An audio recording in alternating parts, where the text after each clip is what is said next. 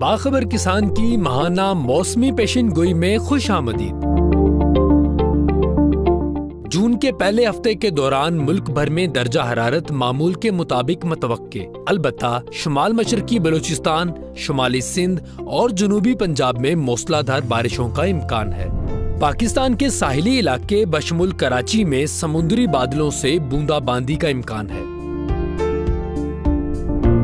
जून के दूसरे हफ्ते के दौरान मुल्क के तमाम इलाके बिलखसूस सिंध और बलूचिस्तान में दर्जा हरारत मामूल से ज्यादा रहने का इम्कान है।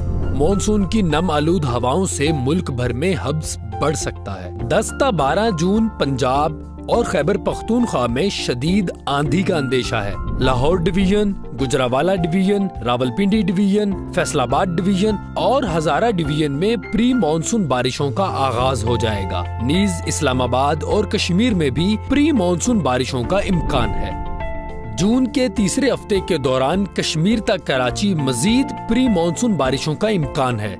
इस दौरान दर्जा हरारत मामूल से कम रहेगा। जून के चौथे हफ्ते के दौरान पाकिस्तान के मशरकी इलाके जैसा कि फैसलाबाद, सरगोदा, लाहौर, रावलपिंडी और इस्लामाबाद में मानसून की बारिशों का आगाज हो जाएगा।